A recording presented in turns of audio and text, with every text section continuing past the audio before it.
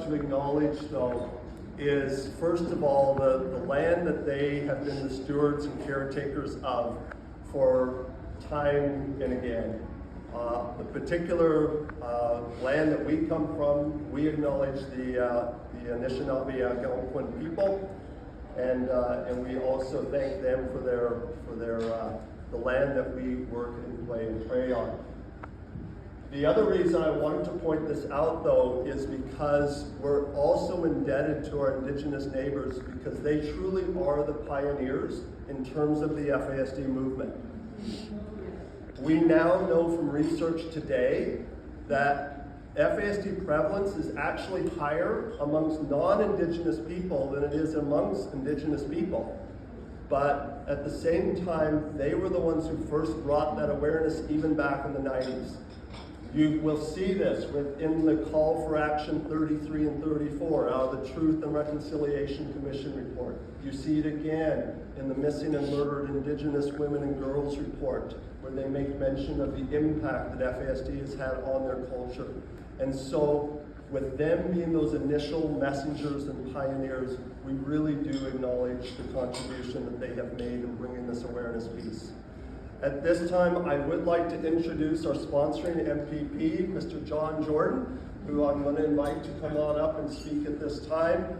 I do want to also make mention of the fact that John and I got connected a very long time ago, and in fact, Shannon, who you're going to hear from shortly, is a current employee with ConnectWell, that John was instrumental in beginning. John also met with our folks even before he became elected as an MPP because he understands the impact it has in our riding. So I invite John to come on up. Thanks very much, and thanks, Rob. It's certainly an honor and a privilege to be here today and to sponsor the Rural FASD and to have the opportunity to say a few words. Along with my colleague, MPP Steve Clark, we've attended Rural FASD events in our ridings, in our respective ridings. The most recent was the farmers market at the Beckwith Township event. And these events alone help to educate the community and the public in general. So, I want to do a shout out to Rob and all the members for their initiatives and continuing initiatives to get out in the community and educate the community about FASD. What impressed me the most is parents and guardians' commitment to our young people. And right from the first event that I went to, it was so visible. And their passion and drive to help them to meet their full potential. They set goals and fulfill their dreams. That's the outcome that we want for Rural FASD. One of Rural FASD's strengths is peer support. And having worked in healthcare, I know the importance of peer support. And parent-to-parent peer support, quite visible, child-to-child, and youth-to-youth.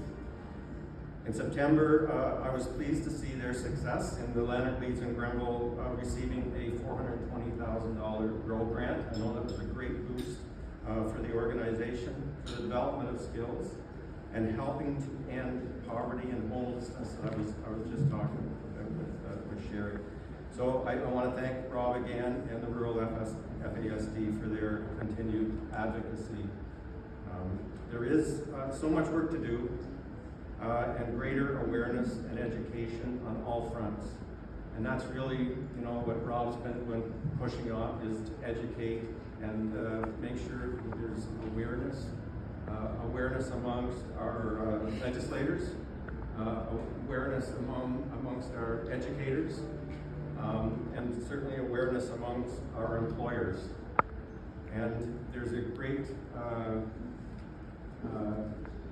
we want to make sure that FASD, people with FASD are able to reach their full potential, and that's the driver behind all the work that Rob and Rural FASD is doing, and certainly in our area, Lanark, Leeds, and Grenville, Steve Clark, and 100% in their continued success. So thanks very much, Rob, for coming today.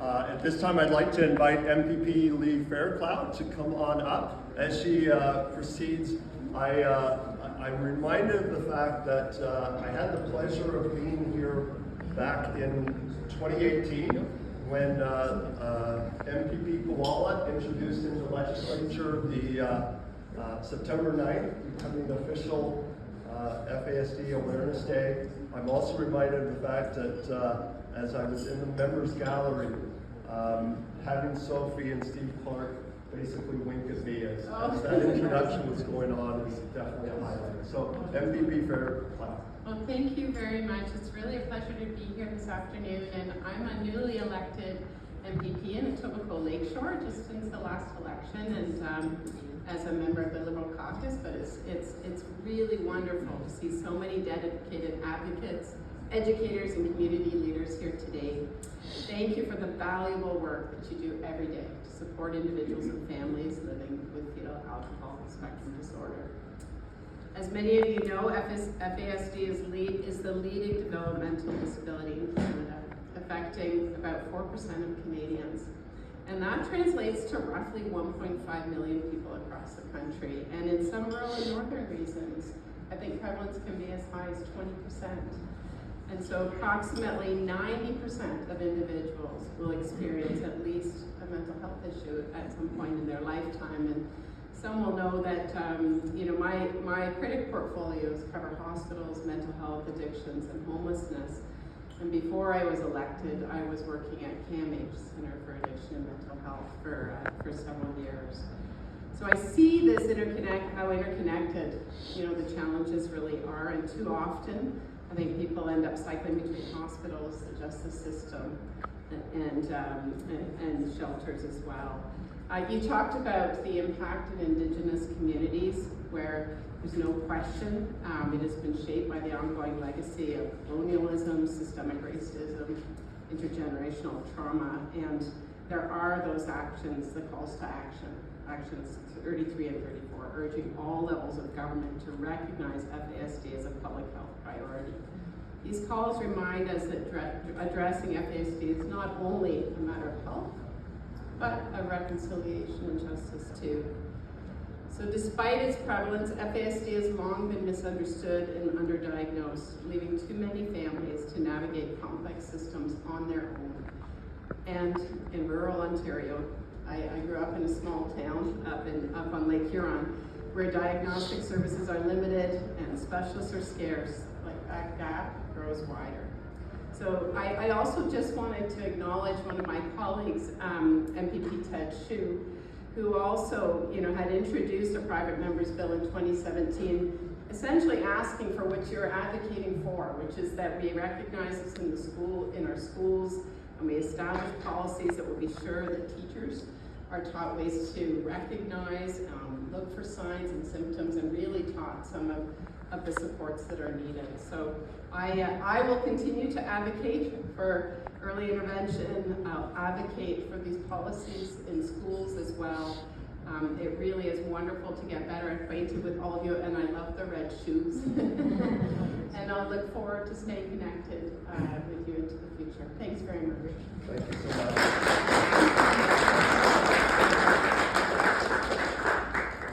Next, I would like to invite MPP Lennox to come up and join us. As she is coming up, again, I'm reminded of just some of the conversations that we've had. I think of the opportunity to meet with MPP Taylor back in 2019 and what an unbelievable advocate that she was. And then to also meet with MPP Van Hoff, who I know is here as well. Having that conversation with him last time has always been appreciated by all of us. So MPP Lennox. Thank you so much, and thank you all for being here today. This is such an important issue, and it's a real pleasure to be invited to share in raising awareness of FASD.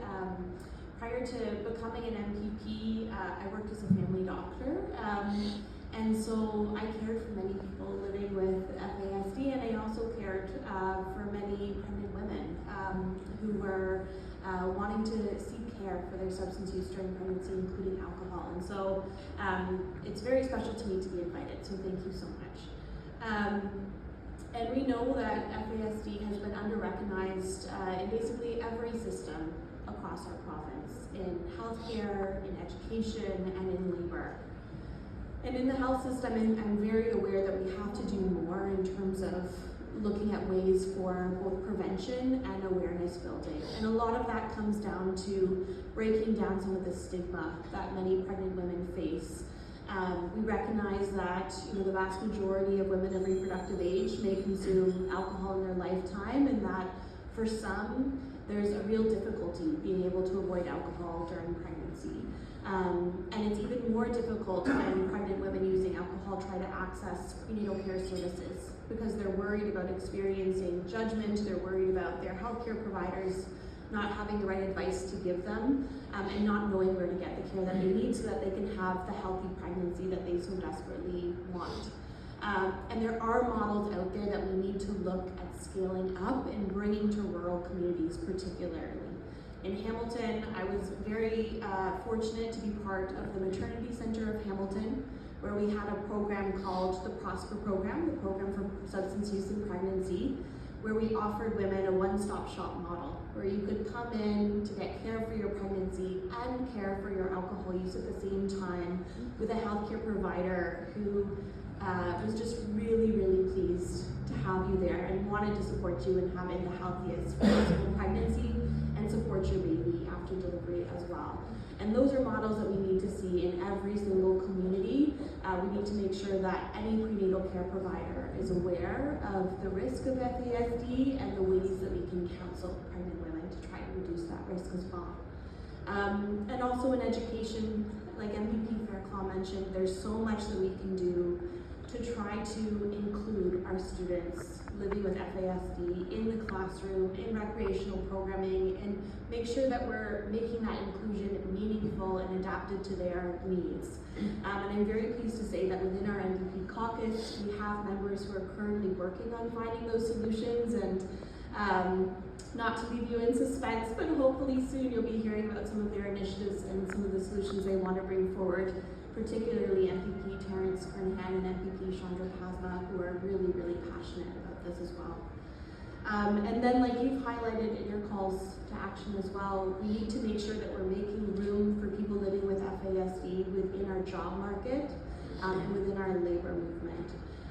There are so many things that people living with FASD can contribute to the workplaces that we all exist in and work in, and we need to make more space for people living with FASD and other neurodiverse individuals as well, in a really intentional walk alongside way that you highlighted in your research. So thank you for bringing us all together today. Thank you for raising awareness, and thank you for offering us the challenge as well as how we as legislators can do better to make sure that people living with FASD feel recognized in every single space in this province. So thank you.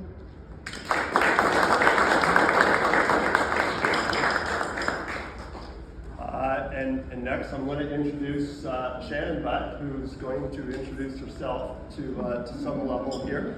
But as John was mentioning, we were absolutely thrilled to receive some funding from the Trillium Foundation, the Ministry of Tourism and Culture. That funding enabled us to be able to hire Shannon. And so she's going to be presenting basically the pilot project that she started with us last year that enabled us to secure that funding, and where we're planning on going with it from there. Shannon. Hello everyone, my name is Shannon, and I'm honored to be here today as someone living with fetal alcohol spectrum disorder, also as a peer supporter, and as someone who's lived through poverty and addiction and the everyday fight of navigating systems that were never built for people like me. When we talk about poverty and disability, it's not just about money, it's about dignity and safety and belonging and being able to dream of a future where it's not just about surviving, it's about thriving. I grew up without a diagnosis in a world that didn't know how to see FASD, where teachers weren't trained how to recognize it, and I was labeled as lazy or defiant instead of being seen as someone who needed support. And like so many people with invisible disabilities, I slipped through the cracks. And it didn't have anything to do with me not trying, it's because the system wasn't there to catch me. When educators don't have the tools to see FASD, children like me are misunderstood.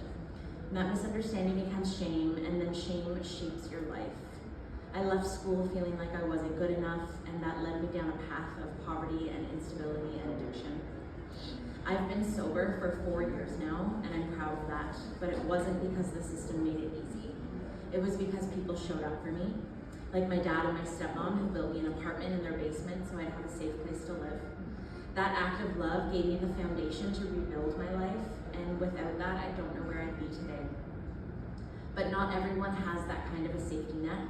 Most people don't have a parent who can build them a home when they're struggling. And that's why education, real, informed, compassionate education matters. When we train teachers to understand FASD, we give children a better chance to start. Getting my peer support certificate helped me rebuild my sense of purpose. It reminded me that lived experience has value, that what almost broke me could help someone else survive. Through this work, I've seen the power of community, but we need better than just patchwork care. We need systems that talk to each other and understand disability and poverty and mental health, and that are all connected, because we don't need any more Band-Aid projects. People with disabilities deserve stable homes and teachers who see our potential, not just our struggles. Being hired by Rural FASD to be a mentor to young adults with FASD has allowed me to flourish in a way that I didn't think was possible for my life. Now I get to teach an 8-week program to young adults who have FASD. It's called Anchor, and we focus on things like cultivating a kind inner dialogue and a little bit of sleep hygiene and learning about the nervous system and how to build resilience through boundaries and communication. So thank you for standing with us as we work toward a future where understanding starts in the classroom and where being disabled doesn't mean living in poverty.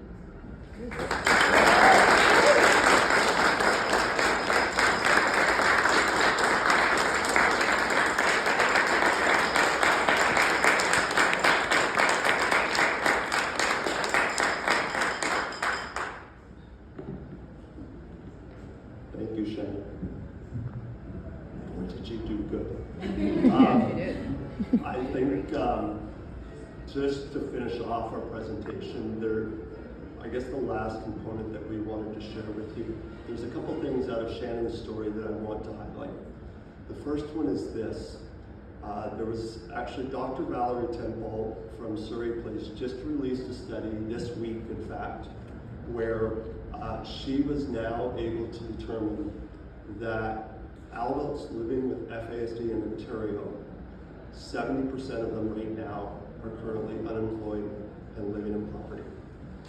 When we compare that versus the 6.8% that we're seeing across our general population right now, it speaks to where things are at. What we have determined at this point, when we look at our members who are gaining employment, when we look at the members who are able to move themselves out of poverty, there's an overriding theme, and that theme is they are able to access education and training. When they receive the accommodations that they require, when they have language being used that they can understand that represents the communication levels that they are at, when we are using things like the AOTA requirements regarding readability as it pertains to websites and job descriptions and so on, I can tell you from my daughter's standpoint, the biggest challenge we're running into right now is every job description that we come across is being written at a college or university level. That's just one aspect that speaks to how it's an awareness piece, and when we have those conversations with those employers, they immediately want to make the change because we have heard again and again and again. In fact, John can speak to the Work Matters project that we did a few years ago. Employers want to hire neurodivergent individuals. They want to employ them. But right now, we don't have that education and training level. And so the final piece that I wanted to share with you is I've shared with you my personal background. I'm going to share with you my professional background now. I had the opportunity, I have been in special education for 23 years now. I have had the pleasure of working with literally thousands of students who are living with FASD. I have the pleasure right now of serving as the administrator at St. Leonard's School in Manotick. 2 years ago, our school was named the most inclusive school by Community Living Association in Ontario. This past month, and it's not me, it is absolutely not me. We have an absolutely incredible team. 2 weeks ago, we actually had a delegation come from the Ministry of Education because we have been able to decrease our absentee rate over this past year in half. And all that we did was we just focused on making sure that we're supporting our neurodivergent students. And by doing just that, we were able to affect that type of change. But the difference is, in my school, we have the knowledge capacity. We understand how to support students with FASD. That does not exist across the province right now. And so as MPP Fairclough made mention of, we have had multiple opportunities to look at amending the Education Act to be able to support students with FASD. And the last piece that I would just leave you with this is right now, I don't know if you were aware of this or not, but there's actually a legal loophole as it pertains to students with FASD right now. The Education Act does not enable us to deny education to them. However, because there's not currently a definition or exceptionality for FASD within the IPRC process, they could technically be denied special education services right now. And so that's just one piece that we're asking for folks to be aware of. We hope that we are able to continue this conversation forward because we know we can make a difference in people's lives if we're able to accomplish that. Again, I want to thank MPP Jordan for making this day possible.